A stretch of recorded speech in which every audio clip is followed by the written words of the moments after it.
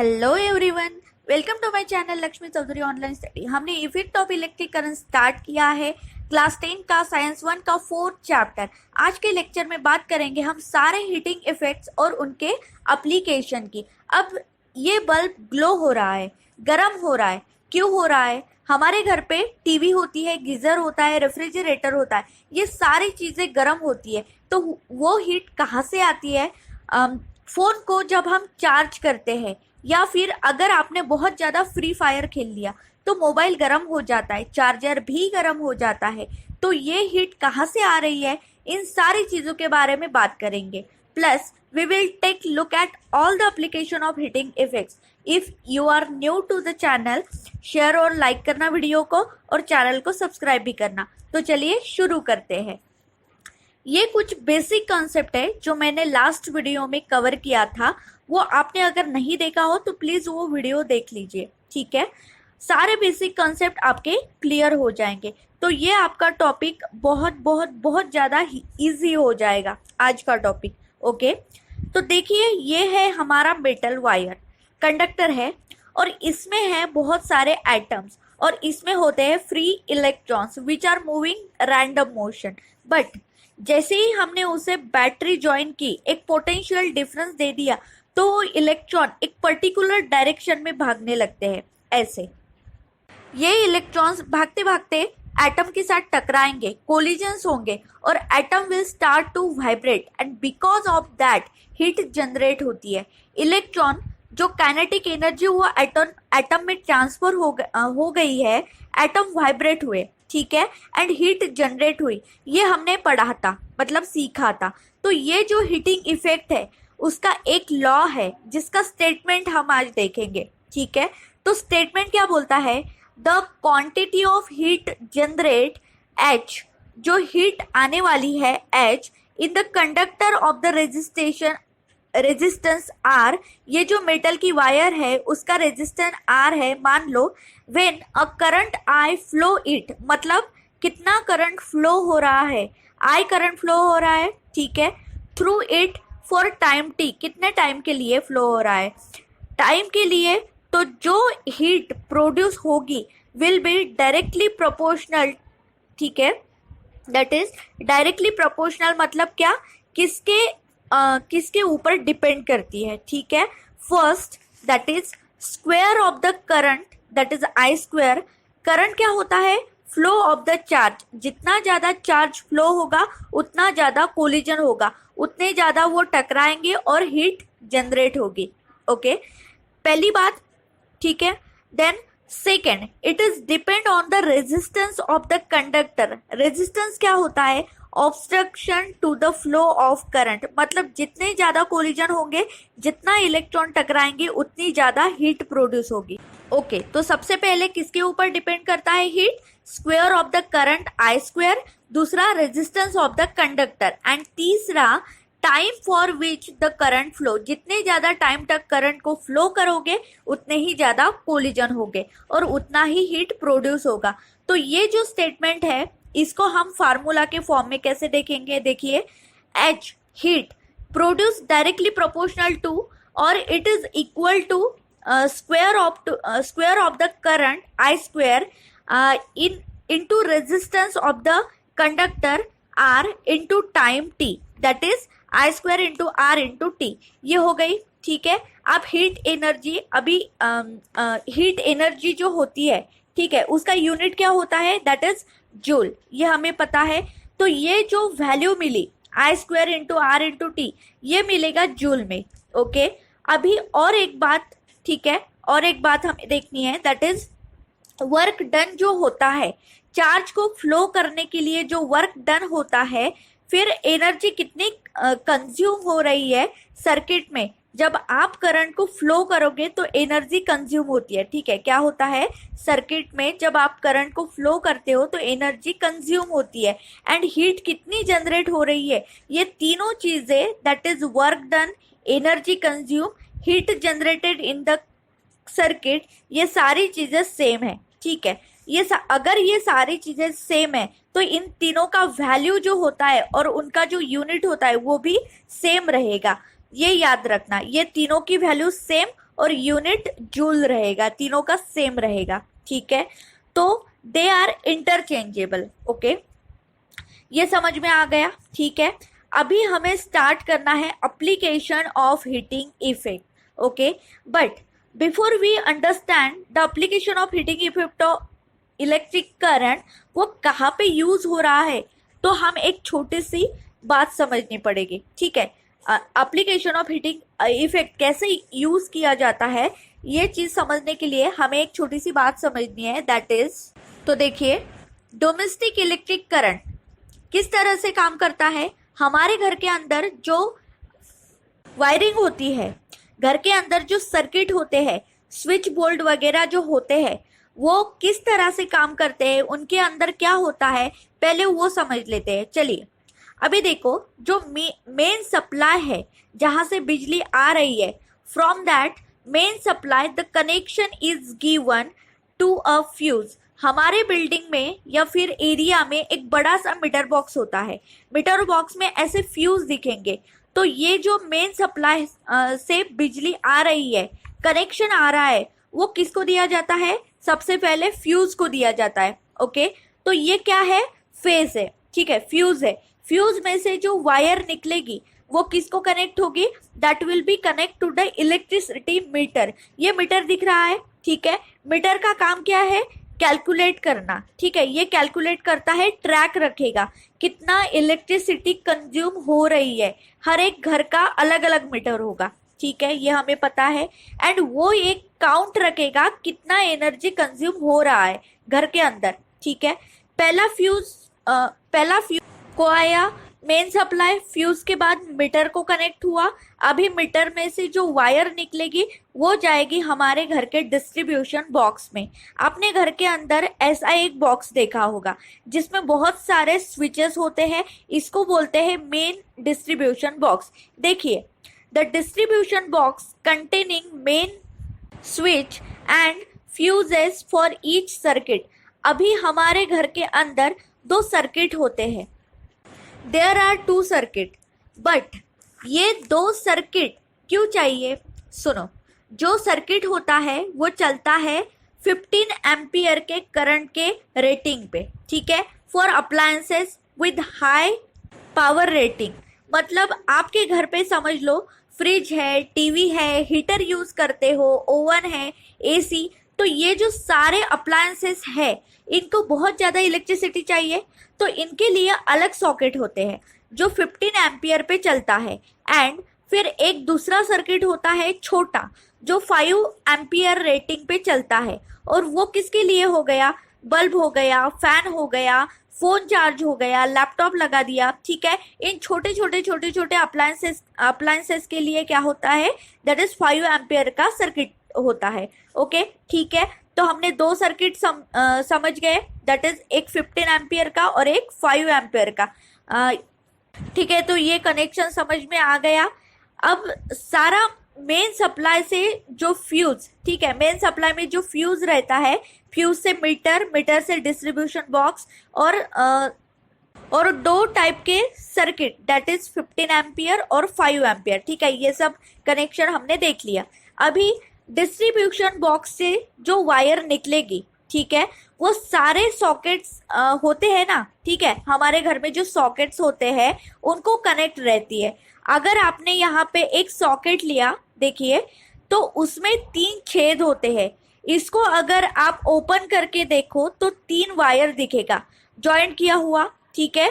जो लेफ्ट वाला छेद है उसमें रेड कलर की वायर कनेक्ट होती है, एंड उस वायर को लाइव वायर बोलते हैं, also called as phase wire. And जो राइट साइड वाला छेद है वहां पे न्यूट्रल वायर कनेक्ट होती है, जो ब्लैक कलर की होती है यूजुअली। एंड ऊपर वाला जो छेद है वहां पे रहती है ग्रीन कलर की वायर, जिसको हम अर्थिंग वायर या अर्थ वायर भी बोलते हैं, ठीक है। तो 3 वायर समझा, लाइव, न्यूट्रल और अर्थिंग वायर, ओके। अब एक सिंपल कॉन्सेप्ट बताती हूँ, देखिए, लाइव वायर से करंट आ रहा है, अप्लायंस में से फ्लो होगा, ठीक है, एंड न्यूट्रल वायर से वापस जाएगा। ऐसे आप इसको समझने की कोशिश कीजिए, ठीक है। यहाँ पे भी आप देख सकते हो लाइव वायर आ रही है, करंट ला रही है, फिर वो करंट वापस जाएगा from the black wire that is neutral wire से रिटर्न जाएगा, ठीक है। अब लाइव एंड न्यूट्रल के बीच ध्यान से सुनना, ठीक है, लाइव एंड न्यूट्रल के बीच जो पोटेंशियल डिफरेंस होता है, मतलब that is the potential difference between the live wire and the neutral wire is 220 volt to 250 volt, ठीक है, यूजुअली। अब इंडिया में चलता है 230 वोल्ट, ठीक है। मतलब क्या कि जो पोटेंशियल डिफरेंस होता है जनरली 220 वोल्ट और 250 के बीच में रहता है, हमारे इंडिया में 230 वोल्ट चलता है, ओके। दैट इज 220 और 250 के बीच में कोई भी वैल्यू हो सकती है, वो हर एक कंट्री का अपना अपना अलग रहेगा, ओके। तो यहाँ तक बात समझ में आ गई, ठीक है, कैसे मेन सप्लाई से आ रहा है, कहाँ कहाँ जा रहा है एंड कनेक्शन कैसे बन रहा है घर के अंदर। तो ये हो गया, ठीक है, ये हो गया हमारा डोमेस्टिक सर्किट। सो नाउ अब ये आपने शॉर्ट सर्किट नाम का चीज सुना होगा, ठीक है, दैट इज स्पार्किंग होती है, आग लग जाती है बिल्डिंग में, हॉस्पिटल में आगे लग जाती है। बारिश के सीजन में भी शॉर्ट सर्किट होने का बहुत ज्यादा चांस होता है because of the rain water. तो ये शॉर्ट सर्किट मतलब क्या, ठीक है, तो अभी हमें ये टॉपिक समझना है, ठीक है, ध्यान से सुनना। तो समझ लो हमारे पास एक बल्ब है, उसके दो वायर है, एक red wire and that is red wire मतलब लाइव वायर होता है, और दूसरा ब्लैक वाली दैट इज न्यूट्रल वायर। अभी लाइव में से करंट आएगा, न्यूट्रल में से वापस जाएगा, करंट फ्लो हो रहा है, बल्ब ग्लो हो रहा है। अब यहाँ सब ठीक है, ठीक है, अभी यहाँ सारी कंडीशन ठीक ठाक है, बट आपको पता है ना कि वायर के ऊपर की जो प्लास्टिक होती है वो इंसुलन होता है, ठीक है, इंसुलेशन होता है। रेड ब्लैक कलर का जो भी वायर आपको दिखता है उसके ऊपर की लेयर इंसुलेशन की बनी होती है, ठीक है। समझ लीजिए कि वो जो कवरिंग है प्लास्टिक की वो फट गई, ठीक है, स्क्रैच हो गई, निकल गई, खराब हो गई एंड गलती से लाइव एंड न्यूट्रल कांटेक्ट में आ गए तो करंट डायरेक्टली फ्लो होगा between the live and neutral wire.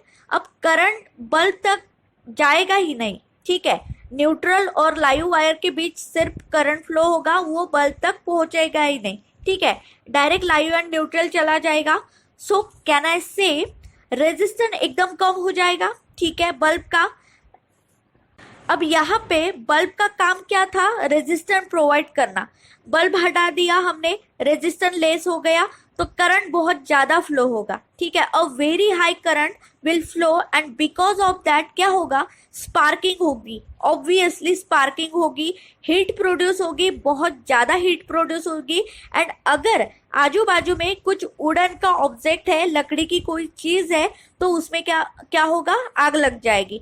तो high current can cause sparking and fire, तो वो होता है शॉर्ट सर्किट, ठीक है, समझ गए, ओके। तो नेक्स्ट देखते हैं इलेक्ट्रिक फ्यूज एंड वो क्या काम करने वाला है, देखिए। An electric fuse protect circuit and appliances by stopping the flow of excess current. मतलब ये जो फ्यूज है वो हमारे घर के अप्लायंसेस है, जो भी अप्लायंसेस है, टीवी है, रेफ्रिजरेटर है, एक्सेस ऑफ करंट से बचाता है। कैसे बचाता है, ध्यान से सुनना, ओके।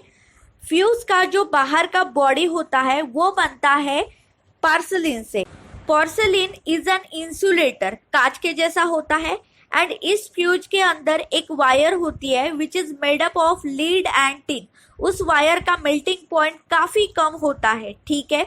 ये मेन सप्लाई है, मेन सप्लाई से वायर कनेक्ट हुआ फ्यूज का, ठीक है, एंड फ्यूज में से जो वायर जा रही है वो है टीवी में, ठीक है। अभी मुझे बताओ मेन सप्लाई का वोल्टेज कितना रहेगा, 220 वोल्ट का, ठीक है, कंसिडर कर लो।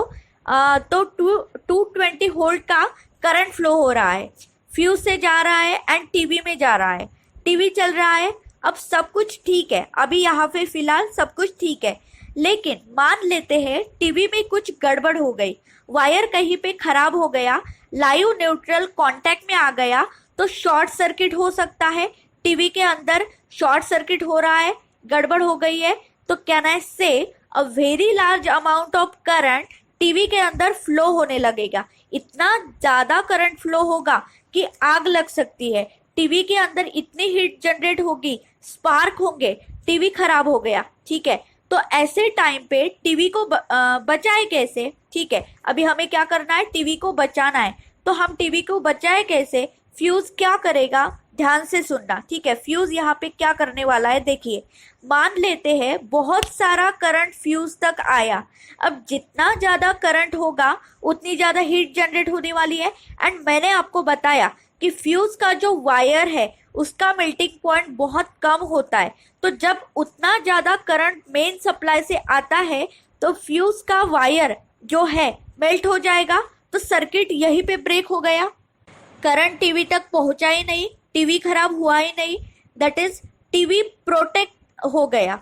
ओके, मतलब फ्यूज का काम क्या है, सर्किट को ब्रेक कर देना अगर बहुत ज्यादा करंट आ रहा है तो in this case the appliances, जो भी अप्लायंसेस है, टीवी है, it is from excess current protected from damage. ठीक है, तो ये फ्यूज समझ में आ गया। ओके, काफी इंटरेस्टिंग है और काफी अच्छा कंसेप्ट है। दैट इज फ्यूज क्या करता है, हमारे अप्लायंसेस को, ठीक है, शॉर्ट सर्किट होने से बचाता है। ठीक है, देन हीटिंग इफेक्ट का यहाँ देखो कैसे यूटिलाइजेशन किया है। ओके, एक और चीज देखो, दैट इज ओवरलोडिंग। ओवरलोडिंग का भी कॉन्सेप्ट काफी सिमिलर है। ठीक है, देखिए, लेट्स सपोज ये मेन सप्लाई है, ये फ्यूज है, ये वायर है और ये वायर फ्यूज से कनेक्ट है। फिर वो वायर जा रही है मीटर में और मीटर से जाती है डिस्ट्रीब्यूशन बॉक्स में और डिस्ट्रीब्यूशन बॉक्स से जाती है टीवी में। मेन सप्लाई से करंट आ रहा है, ठीक है, टीवी में जा रहा है वो करंट, टीवी चल रहा है। ओके, फिर हमने फ्रिज लगा दिया। ठीक है, दूसरा अप्लायंसेस यूज किया, फ्रिज लगा दिया, तो मेन सप्लाई से ज्यादा करंट आएगा एंड वो जो करंट आ रहा है वो डिवाइड होगा। ठीक है, पहले हमने टीवी स्टार्ट किया था, अब हमने फ्रिज भी शुरू कर दिया, तो क्या होगा, वो करंट डिवाइड होके टीवी में भी जाएगा और फ्रिज में भी जाएगा। ठीक है, फिर हमें और, ठीक है, दैट इज इस्त्री भी लगा दी। ठीक है, तो जो इस्त्री है उसका भी पावर कंजप्शन ज्यादा होता है, तो मेन सप्लाई से और ज्यादा करंट आएगा, वो और डिवाइड होगा, दैट इज टीवी में जाएगा, फ्रिज में जाएगा और इस्त्री में भी जाएगा। ठीक है, अब एक बात याद रखना, जितना ज्यादा करंट मेन सप्लाई से लेंगे उतना ज्यादा फ्यूज गर्म होगा एंड अगर फ्यूज बहुत ज्यादा गर्म हो गया तो क्या होता है, मेल्ट हो जाता है। फिर हमने और एसी लगा दिया और करंट आया, इतना करंट आया, इतनी हीट आई, फ्यूज मेल्ट हो गया। ठीक है, दैट इज सर्किट ब्रेक हो गई, सारे अप्लायंसेस बंद हो गए। अरे बंद क्यों हो गया यार, चलने दो ना, फ्यूज भाई ऐसा क्यों किया? तो देखो, अगर फ्यूज ब्रेक नहीं होता तो क्या होता, वो सारा करंट मेन वायर में आता और मेन वायर इतनी गर्म हो जाती कि उसके ऊपर जो प्लास्टिक का इंसुलेटर है वो मेल्ट हो गया होता। ठीक है, और वहां लग सकती थी आग। तो हमारे घर की वायरिंग के अंदर आग ना लगे because of very high current, that is why overloading को प्रोटेक्ट एंड प्रिवेंट करने के लिए फ्यूज लगाया जाता है। ठीक है, ओके, तो समझ गए ओवरलोडिंग मतलब क्या होता है और फ्यूज हमारे लिए कितना जरूरी होता है। ठीक है, ये सारी बातें समझ गई। तो ओवरलोडिंग मतलब क्या, बहुत सारा करंट मेन वायर में आ गया और लग गई आग। ठीक है, सिंपल सी बात है। चलिए अब हम देखेंगे application of heating effect of electric current. ठीक है, इसकी बात कर रहे हैं, अगर हम एप्लीकेशन की बात कर रहे हैं, ठीक है, तो इलेक्ट्रिक बल्ब को कैसे भूल सकते हैं। ठीक है, इसका बेसिक प्रिंसिपल ही हीटिंग इफेक्ट होता है। ठीक है, तो ये बल्ब क्या चीज है, देखिए, सबसे पहले इसके अंदर एक फिलामेंट होती है, बल्ब के अंदर एक फिलामेंट होती है जो कि टंगस्टन से बनती है। टंगस्टन जो है it is of high resistance and a very high melting point.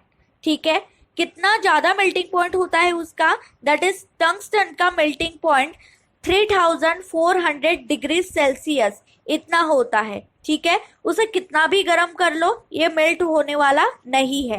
And bulb के अंदर हवा नहीं होती है, बल्ब के अंदर या तो वैक्यूम क्रिएट किया जाता है, या तो नाइट्रोजन गैस डालते हैं, या फिर आर्गन जिसे हम नोबेल गैसेस भी कहते हैं उसको डाला जाता है। तो इन सारी गैसेस को अंदर क्यों डालना है, ठीक है, ये भी हमें समझना होगा। टू प्रिवेंट ऑक्सीडेशन, ठीक है, किस लिए? To prevent oxidation. मान लो अगर बल्ब के अंदर ऑक्सीजन है तो टंगस्टन जैसा ही इतना ज्यादा हीटअप होगा, ऑक्सीजन उसके साथ कंबाइन होगा, रिएक्ट करेगा, टंगस्टन खराब कर देगा, ऑक्सीडेशन हो जाएगा, जिसको हमें नहीं होने देना है, ठीक है। तो इसलिए उसमें नाइट्रोजन या फिर आर्गन डालेंगे। तो जैसे ही हम स्विच ऑन करेंगे बल्ब जलेगा, एंड जैसे ही बल्ब जलता है हीट भी रेडिएट होती है। आप कभी टच करके देखना बल्ब को, ठीक है, जले हुए बल्ब को, बहुत गर्म होता है। तो ये जो फिलामेंट होती है ना वो कैसी दिखती है, देखिए, बल्ब के अंदर की filament is a coiled coil, मतलब वो ऑलरेडी कॉइल थी और उसके फिर से क्या किया, कॉइल कर दिया, दैट इज डबल कॉइल्ड है, ठीक है। टंगस्टन की कॉइल होती है, हाई रेजिस्टर होता है उसका, एंड हाई मेल्टिंग पॉइंट होता है। ओके, ये सारी चीज समझ में आ गई, ठीक है। कुछ इसी तरह से होता है इलेक्ट्रिक हीटर। हीटर अगर हम देखें तो उसके बाहर का जो बॉडी है वो बनता है माइका का, ठीक है। Mica is a type of insulator, ये एक इंसुलेटर होता है, सारे हीट को अंदर रखेगा, बाहर जाने नहीं देगा। इसकी जो कॉइल्ड है, ठीक है, it is of high resistance. तो ये हो गए सारे एप्लीकेशन, ठीक है। सो ये हमने हीटर भी देख लिया, दैट इज इसकी भी कॉइल क्या होती है, हाई रेजिस्टेंस की होती है। ओके, तो यहाँ पे हमने ये सारे एप्लीकेशन ऑफ हीटिंग इफेक्ट देख लिए, ठीक है। तो यहाँ पे हमारा हीटिंग इफेक्ट जो कॉन्सेप्ट था इस चैप्टर का एंड हो गया। ओके, आई होप आपको समझ में आ गया होगा। तो प्लीज वीडियो को लाइक कर देना, चैनल को सब्सक्राइब कर देना। Thank you.